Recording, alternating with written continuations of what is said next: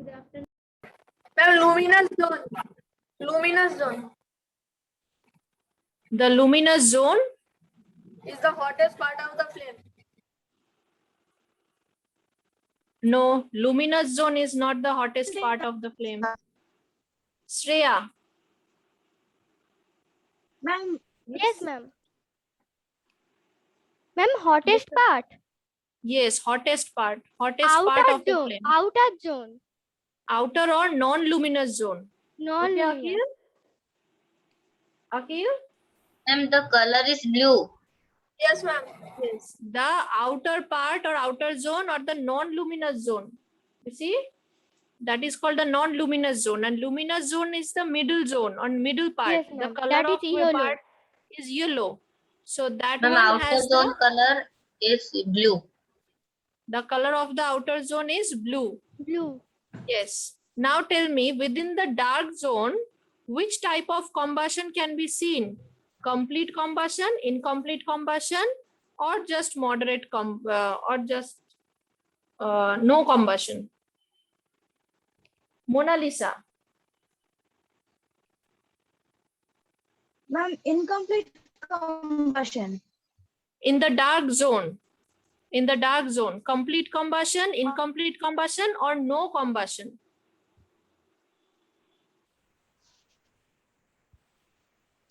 No combustion. Ma'am, There, No there combustion. is no Yes, oxygen to due act to as the no combustion. yes, the flame appears grayish black in this region as no combustion takes place. So in the dark zone, we cannot see any combustion. In the luminous zone, we can see what? Incomplete combustion. And in the non-luminous zone or the outer zone, we can see complete combustion, right? Yes, ma'am. Yes, ma'am. Yes, ma'am. Yes. In the non-luminous zone, that is the outer zone, we can see complete combustion because this layer is directly in contact with oxygen. It gets sufficient oxygen. The next zone or middle layer, that is the middle zone, that is the luminous zone. There we can see incomplete combustion, but we can see combustion that is incomplete because this layer is surrounded by non-luminous zone. So it cannot get sufficient or enough oxygen for burning. But the dark zone is the innermost layer and it cannot get oxygen anymore. So no combustion takes place in this layer. This is why it is the dark zone. Dark zone. Okay, now open your book, page number 42. Today we will start from this part, classification of fuels. I'm also sharing my screen.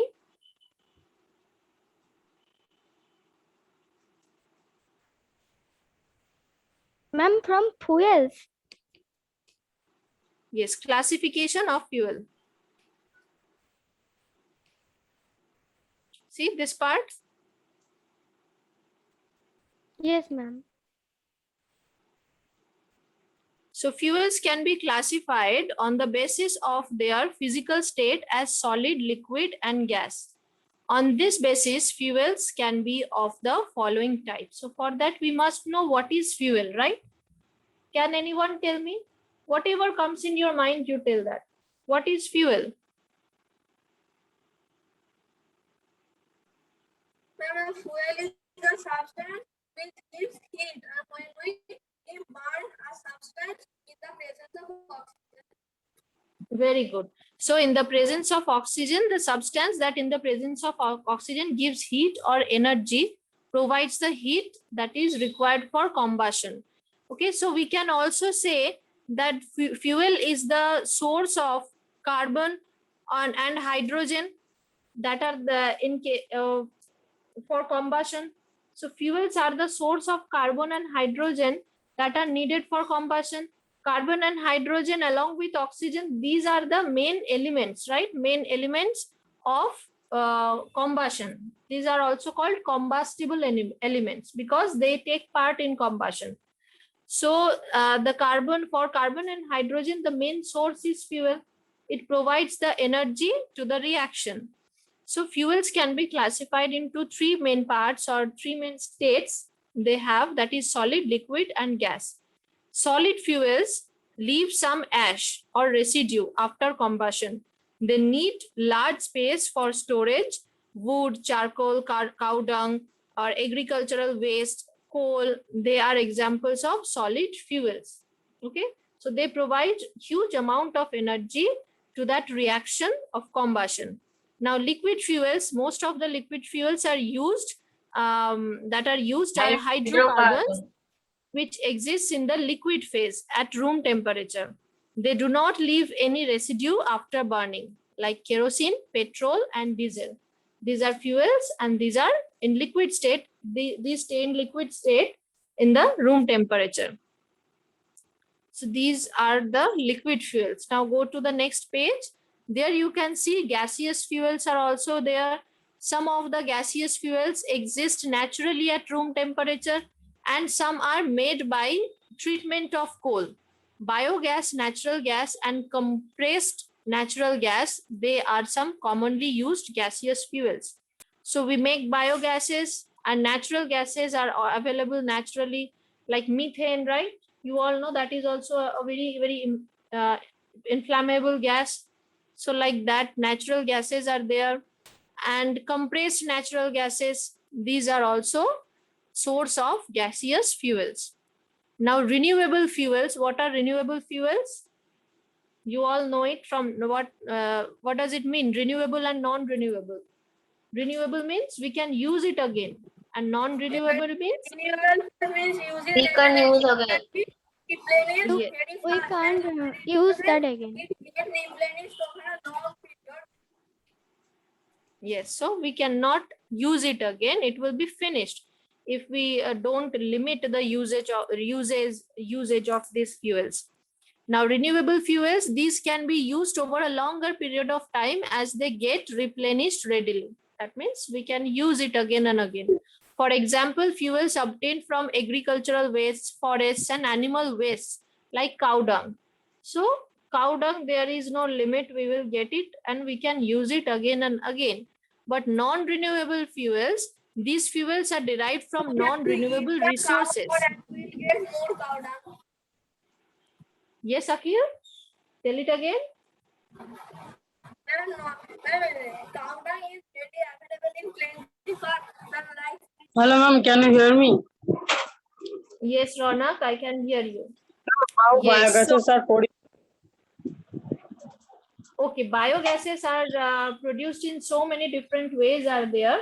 But one such way I can tell you from the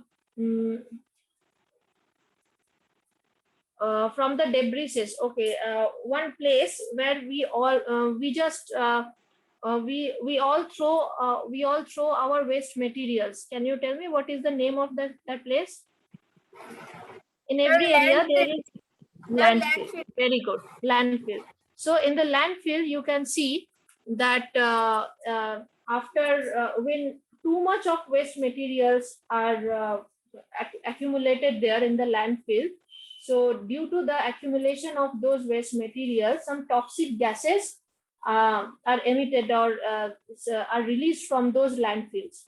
So if we leave those toxic gases to release from those landfills like this, what will happen? All the people who live in the surrounding area, they will die. Not only the people, all the birds and the plants, everything will be affected. So what we do, because methane is very toxic gas, it will just we can't breathe in the presence of methane gas. Okay, so this is why we will die. Okay, we will just die due to suffocation. So we need to remove it. But in the landfill area, it's a must. Methane gas will be produced due to the accumulation of those waste products. Some of those waste huge. Yes, in huge landfill areas. In some places, there are huge landfill areas. Fully filled, then yes, it is created a playground or park. Yes, and sometimes those wastes, if they are not recycled, the waste materials can also be taken and away and they can be recycled. But not all the waste materials can be recycled. But in maximum cases, the waste materials are kept like that. And sometimes in some cases, those landfills turn the shape of a mountain. It becomes too high when the waste products accumulate there. So if people do not remove it, it will become too high and it will look like a it will look like a little plateau region. See the raised parts of the plateau region, it will look like that. So what happens there, due to the accumulation of those waste products, toxic gases like methane gases are released. So methane gas is very much toxic for all the living organisms, but it is also an inflammable gas. We can use it as a fuel. So what do? We just put the pipes, we just insert the pipes deep into the ground, and those pipes are directly released or directly connected to the various industries that process those methane gases. So the methane gases that are emitted from the landfill areas directly enter the industries, and there those gases are processed in such a way so that they can be used as a fuel. They are filled in different containers, they are processed and filled in different containers, and those are used as fuels for burning as gas. Okay, and for different purposes. In many different other industries, they are used as a source of energy for burning.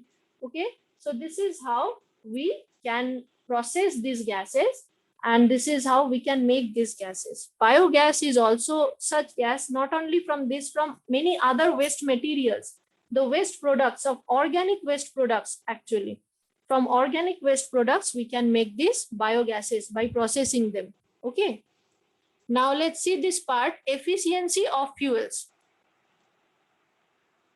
The amount of heat liberated when unit mass of fuel is burned gives us a measure of efficiency of a fuel. We refer it as the calorific value of the fuel. So what is the calorific value of the fuel? The amount of heat liberated when unit mass of fuel is burnt. Unit mass of fuel means, what does this term mean? Unit mass of fuel, that means the amount of fuel you are burning, you know what is the mass of that fuel, what is the weight or how much fuel is present there. That means you know how much present is fuel there. So that is called the unit mass of fuel. When a unit mass of fuel is burnt, then the amount of heat liberated,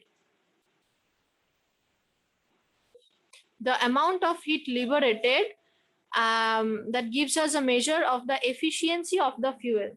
So this much of fuel, if I burn this much of fuel, it will emit how much energy, or how much energy it will give us, how much energy will be liberated by the burning of that much of fuel. So this is called the calorific value. This is also the this also indicates the efficiency of the fuel. Okay, so the more heat the fuel can liberate, the more efficiency the fuel has. Okay, the amount of heat energy produced on complete combustion of 1 kilogram of fuel is called its calorific value. So if we go by the numerical side, or the numerical part of this definition is the amount of heat energy produced on complete combustion of 1 kg of a fuel. So if you burn 1 kg of a fuel, the amount of heat energy that will be produced is called its calorific value. The calorific value of a fuel is expressed in a unit called kilojoules per kg. So kJ per kg. kJ means kilojoules. So what is the unit of calorific value? Kilojoules per kg. This is the common unit used through the SI unit of calorific value. The SI unit of calorific value is joule per kilogram. Now, calorific value of some fuels is given in the following table. A table is given here. So the SI unit of calorific value is joules per kilogram. So kilojoules per kilogram.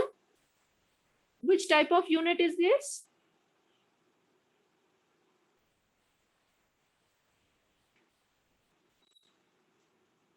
Which type of unit is this? Kilojoule per kilogram. Can anyone tell? SI unit. SI unit. So SI unit is the most common form of unit that we generally use. Can anyone tell me, without this SI unit, what is the another unit that is generally used in laboratories? Most commonly we use the SI unit, but another unit is also there that we generally use. That is called CGS unit. Okay. But most commonly we use the SI unit. So is this concept of calorific value clear to you? If we burn 1 kilogram of a fuel, then the amount of heat that is liberated by that 1 kilogram of fuel, by the burning of that 1 kilogram of fuel, that will be called the calorific value of the fuel. Now, what is the unit we will write after the value? The unit we will write, that will be kilojoules per kilogram or joules per kilogram. Okay. Now, if the fuel is wood, you can see the calorific value is 17,000 to 20,000. Okay, it will be joule per kilogram. So, just like that, coal, coke, petrol, kerosene, diesel. So, for all these fuels, different calorific values are given here.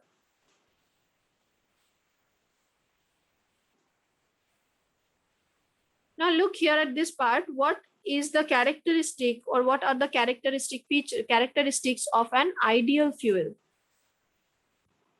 Let's see what are the characteristics of ideal fuel.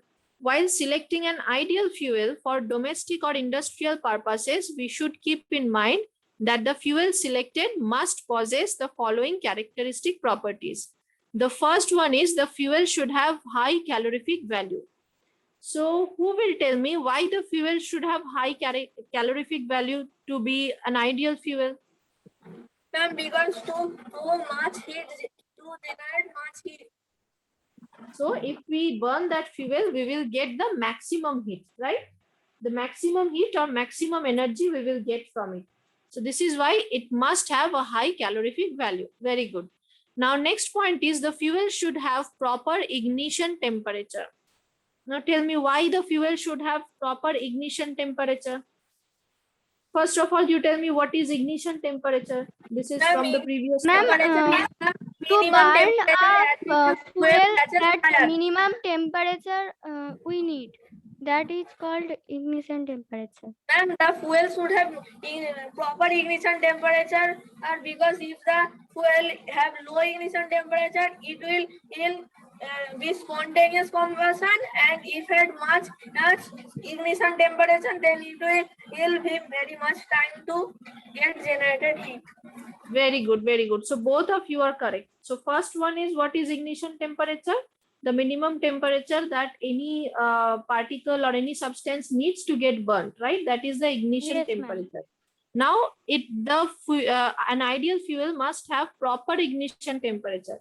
Proper ignition temperature means exactly what Akhil said. If the ignition temperature is too low, then it will cause spontaneous combustion. That means it will catch fire automatically. Anytime you will keep anywhere, it will catch fire. So it may create accidents. So it is very dangerous to use such elements. One such element is, tell me example of one such element that shows spontaneous combustion. Ma'am, phosphorus, white phosphorus. White phosphorus or phosphorus, yes. And if it has very high ignition temperature, sorry. So then what will happen? So we will need to provide, yes, we will need to provide more energy to burn it. Okay, to just start the combustion, to burn it. So the energy that we will get, maybe we will have to apply more energy than that. So we will not get the profit. We will run on loss there. Then what should the fuel have? The fuel, to be an ideal fuel, the fuel must have a proper or ideal ignition temperature that will balance between both of them, low and high. A medium ignition temperature that is adjustable to the environment or climate of that particular area, that should it have. Now the rate of combustion should be balanced and moderate. So exactly what I have told you, the rate of combustion should be moderate and balanced. That means the rate should not be too high. If the rate of combustion is too high, then what will happen? all the fuels will get burnt at once, right? We will not be Yes, able ma'am. to get the heat properly. If the rate of the combustion is very high, then at once, within very less time, all the fuels that we have provided, they will get burnt. And if the rate of combustion is very slow, then also what will happen? It will take too much time to Too burn, much time to burn, and and it we will will not see burn. complete combustion. Yes, ma'am. It will burn so slowly.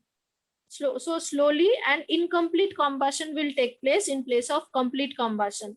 And in that case, what will happen? Toxic gases will be released, and the fuel will not be burnt totally. So these things will happen. There should be no poisonous or residue byproducts on combustion. So we will always see that the fuel must be capable of, or must have the power of complete combustion, of performing complete combustion. Why? Because if incomplete combustion takes place or happens, then there is more chance of the emission of, or of the release of, toxic or poisonous gases.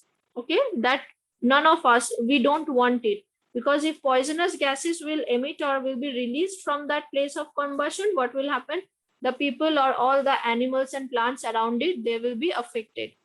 The fuel should be easily available in plenty and at a low cost. So the fuel must be very easily available, and of course at a low cost. We all know if the cost is not low, we will What not is be the able to. example of this type of fuel?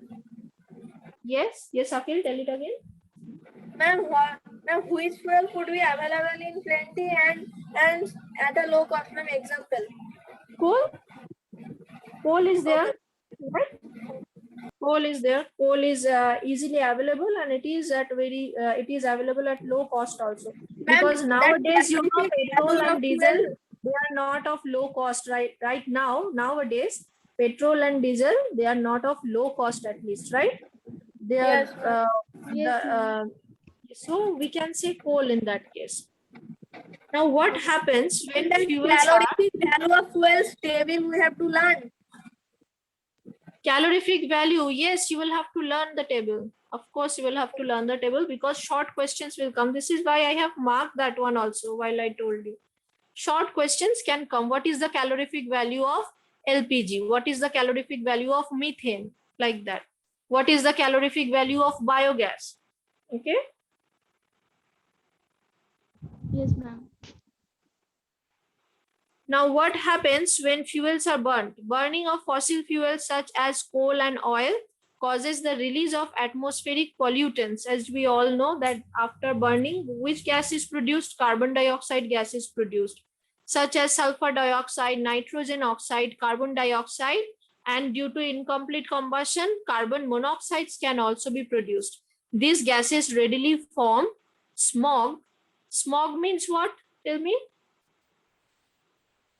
Smog means what? Do you know? Then the combination of smoke and fog. Smoke and fog. So smoke is the mixture of the pollutants. Okay. And fog is naturally,